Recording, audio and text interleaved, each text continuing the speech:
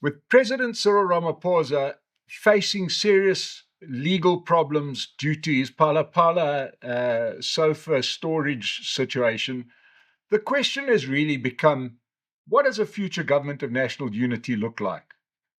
What about putting the band back together again and getting the ANC, EFF, and Umkhonto we Sizwe back together again to govern the country? Well, I'm going to tell you why I think that is not very, very likely to last if it ever does happen. Welcome to the State of the Nation weekly update brought to you by Pace Car Rental. Now, remember, in 2026, Pace Car Rental celebrates 20 years of business, and to help them celebrate, they are offering you a discount. Go to the Pace Car Rental website, hire a car, use our code SONA, S-O-N-A, and you will get a 20th birthday present. Thank you to Pace Car Rental for supporting us, and thank you for watching. And while you're there, you might as well subscribe to the channel. So, there's been a lot of discussion around the fact that there are many people within the ANC and within some of the other old ANC splinter parties, namely Umkhonto we Sizwe and EFF, are talking about the possibility of these three parties getting together and forming a coalition. So let's just look at the facts. Let's just see if this is plausible. Well, we know that in the last election, the ANC got 40%. These are more or less numbers. Umkhonto we Sizwe, Jacob Zuma's party, got nearly 15%. And the Economic Freedom Fighters, Julius Malema's crowd, got 10%. So put them all together, they got somewhere between 60 and 65%. They could comfortably form a coalition government just of the three comrades parties. It would look like it's 2006 all over again and everybody under one tent. How feasible is this? Well, let's have a look at a bit of history. And I'm going to explain to you why I think that it is a concern. Absolutely. We have heard the Democratic Alliance talking about the Doomsday Coalition, pointing out these three entities getting together would be doomsday for South Africa. Well, I want to explain why I think it may be doomsday for those particular parties if they do get back together again. Why I'm not overly concerned that if they do get back together again, that it is an enterprise that has got any likelihood of lasting for long. So we're going to go back to the start of the ANC. We're going to go back to 1912, the 8th of January 1912, when a couple of black intellectuals, black traditional leaders, black leaders from the religious community get together in a dusty church in the middle of Bloemfontein to carve out what was called the South African National Native Congress, the SANNC, which was the forerunner of what became the African National Congress, to form this grouping. This is 1912. Why did they get together? What was the purpose? Well, they could see that the Union of South Africa had been formed 2 years before, and blacks had been treated as if they weren't even in the country. Then there was this looming legislation, the 1913 Land Act, which would make it almost impossible for blacks to own land in the rump of South Africa. The people that gathered in that church that day represented the 1912 version of the black middle class. These were people that had businesses, that had farms, that had interests. They were intellectuals, as the name suggests. They were living like early 20th century people, and they wanted in on the South Africa that was being created. They weren't there to fight for the rights of every single black person in a rural area. No, they were there to say, guys, I wear a suit just like you do. I should be in on this. You should be including us. You shouldn't be excluding us. In other words, the ANC was formed to protect black middle class interests as they existed in 1912. Roll forward. Let's understand what happens. They get no joy out of the Union of South African Leadership as it goes. Then they even go and visit the King of England to say, let us in. No no dice there. South Africa at that point was a colony.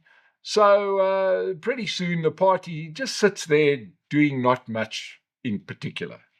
And then along comes the post-Second World War era, where we see the rise of Afrikaner nationalism and the clamping down on race-based legislation. Apartheid is coming. And in the late 40s, there's a natural bedfellow for what is then the African National Congress, and that is the South African Communist Party. The world is split. There's a Cold War looming at that point in the late 40s, which obviously blows up into a complete Cold War.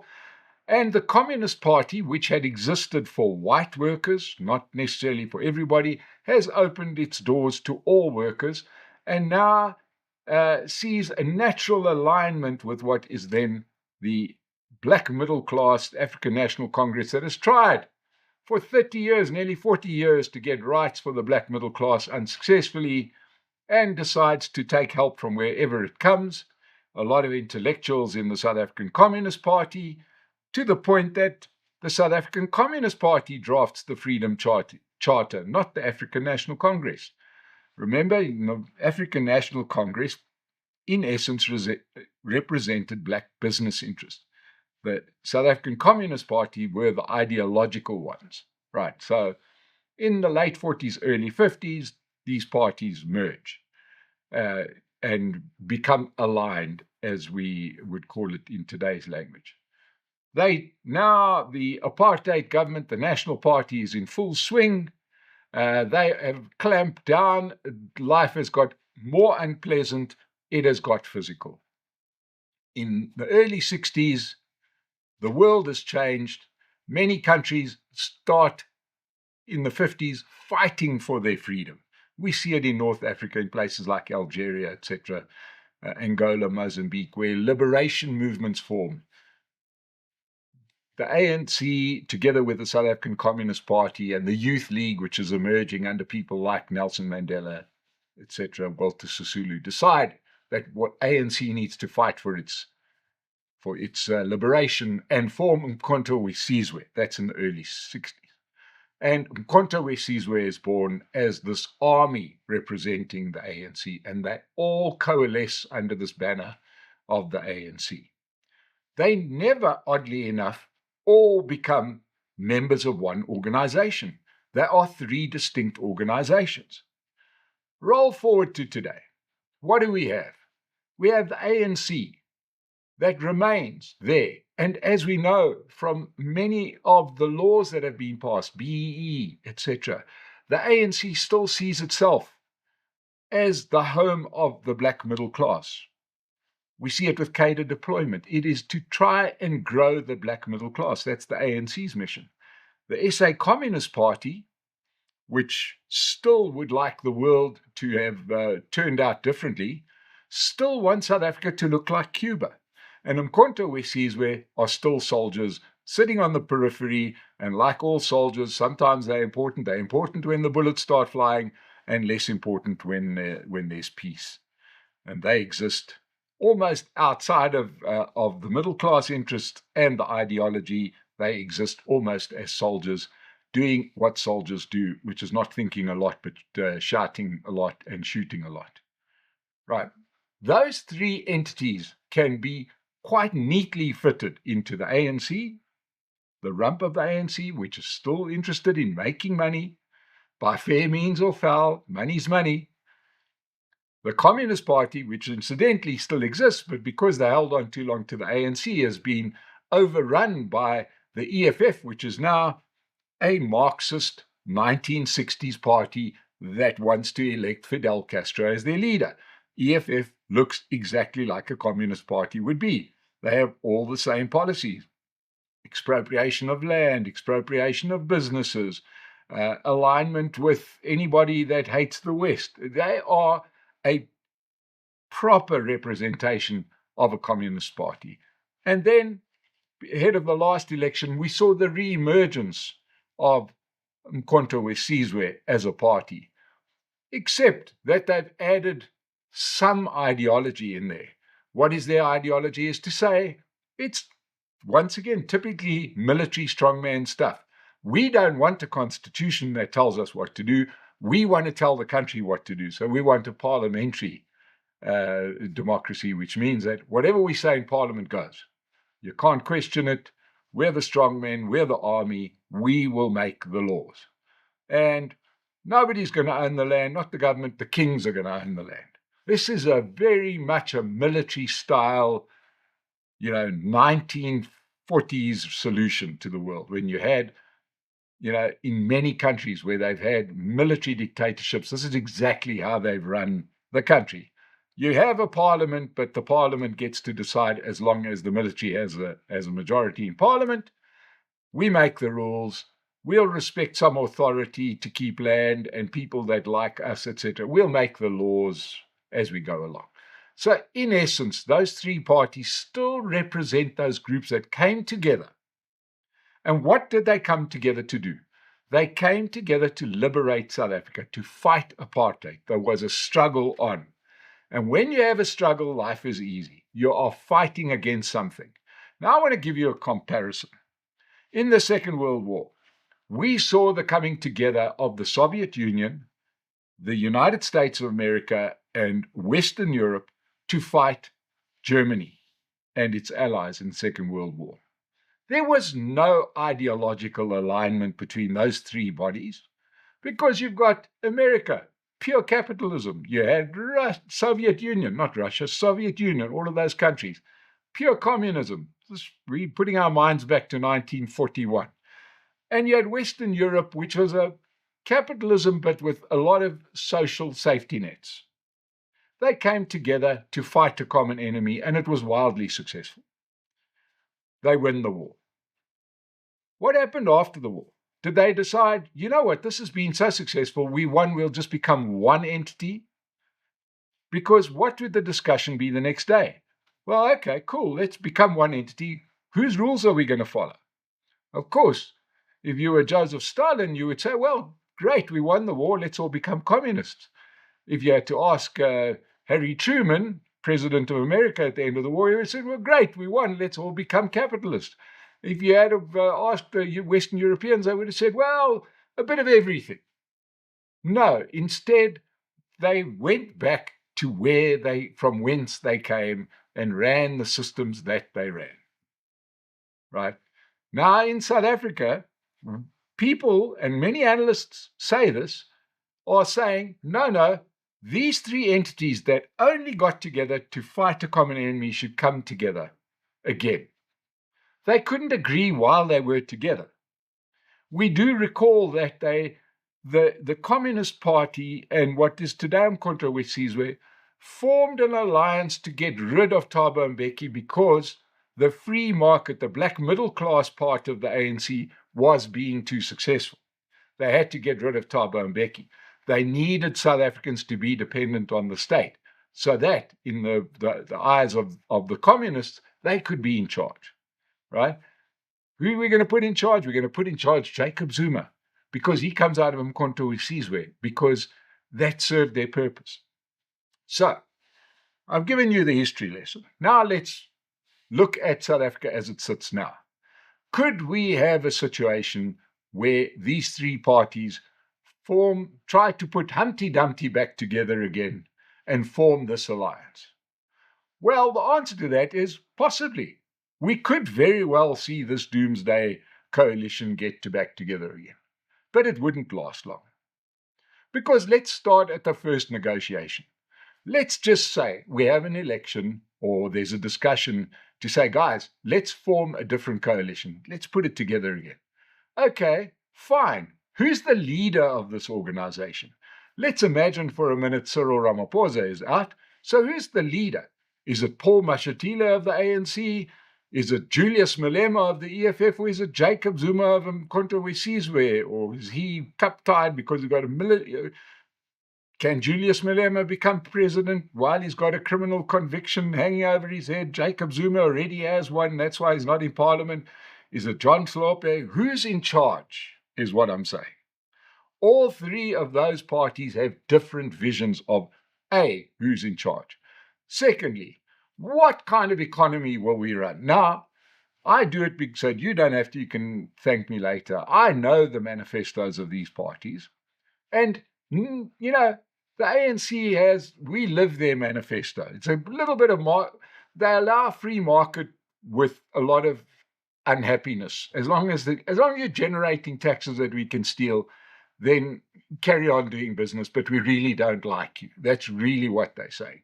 Do what you got to do, send us the money, but we really don't like you. Mkhonto we see is where, heaven knows, chaos reigns, right? There is no ideological idea there. It would resemble what happens in any military dictatorship. A few of their pals, they try and cut in for business. There'd be massive corruption because they've got total control. It's very much what we saw in the Zuma years. What does the EFF want to do? They want to run Cuba because that was so successful. So, ideologically, it's not a match. Leader-wise, who knows? Economically, it would be a disaster. On top of that, they would form their coalition against the backdrop of knowing that the country would be economically isolated almost immediately. And I mean modern form of isolation. You know, what do they call it? Quiet exit, silent quitting. Quiet quitting as the term, right? And that is when people don't tell you that they're going to not do business with you. They just stop doing business with you. They say, we really like what you're doing. Call us in 5 years' time. And we would see the disinvestment of all foreign companies. Okay? And what you would see is a mess. That's if they elect to get together. What else could unite them? Well, then you can look back at all three organizations and say there is, barring the history of when they were together, the other thing that keeps them together is the trough. The common ideal in stealing as much money as possible. That could be quite a tempting idea to get back together again. And we've seen that. We've seen that in Gauteng, where the comrades did put the Humpty Dumpty together again, in that case the ANC and the EFF, and it has been a festival of looting, right? And we've seen, the potholes grow in size as their stomachs grow in size. It's not hard to see what happens when they are in charge. They're going to steal the place blind. Now, let's say they put it together united in crime, united in corruption, state capture 3.0. This time it's a doozy, right? It's like a Marvel movie. It just keeps on getting grander. Now we're going to have state capture 3.0. We're going to have the comrades in charge, and they've got a mission to now steal everything. Let's not forget that the people of South Africa also change along the way. We saw it at the last election. Before, if one rolls back to the 90s, there was the common enemy, which was the apartheid state and a significant white population. That is no longer what South Africa looks like. Black South Africans are tired of the looting. Black South Africans are tired of the lack of service delivery. If these parties got back together again, we'd see a massive economic decline immediately. You'd see corruption absolutely explode. But what would also explode would be service delivery protests. Now, South Africa has been a little bit becalmed since in the aftermath of the last election and the formation of the Government of National Unity. But if the band gets back together again, and now we sit there with President Mashatile, one would presume, and suddenly it's cadre deployment times 10, it's looting times 20. And the one thing that ceases to happen is what little bit of service delivery we have. We would go back to service delivery protests that we saw in the Zuma years, but even worse than that. In 2012, we had 400 service delivery protests in a year. That is more than halved since then. It's not to say that they're doing a good job, they're doing a terrible job. But the service delivery protests have gone down. If this government comes in, service delivery protests will go through the roof. That coalition would not last 6 months because nobody will benefit other than the people inside of the tent, inside of the politicians. Everyone else would suffer. It wouldn't last long. So do we want this coalition? There's part of me that says, let's just get it over with. Let's just put this group together so people could see what it would be like. And then we could do, it would never happen again. Because I could tell you what will happen. If they get back together again and we start this situation that we saw a version of in State Capture 1.0 under Jacob Zuma, all three parties would lose their support. Who would gain that support? All the other parties. To a degree, maybe even the Democratic Alliance would get some of the vote. But some of these new parties, Action SA, Rise Mzansi, Build One South Africa, could become significant parties at the expense of the failed ANC broad church. Let's not forget. The question is not whether these parties could get back together again. The question should rather be asked, how were they ever together in the first place? They were united to fight against something. Now they need to build on something, and they are not well equipped. So, rest easy. I don't see this as being the biggest problem in South Africa. Believe me, the other people that know it are the politicians themselves. They're not rushing to do it. So, that is an analysis on whether the ANC, EFF, and MK could get back together again. Thank you so much for joining us on the weekly update. Please remember to hire a car from Pace Car Rental. Subscribe to the State of the Nation. Thank you so much for joining us.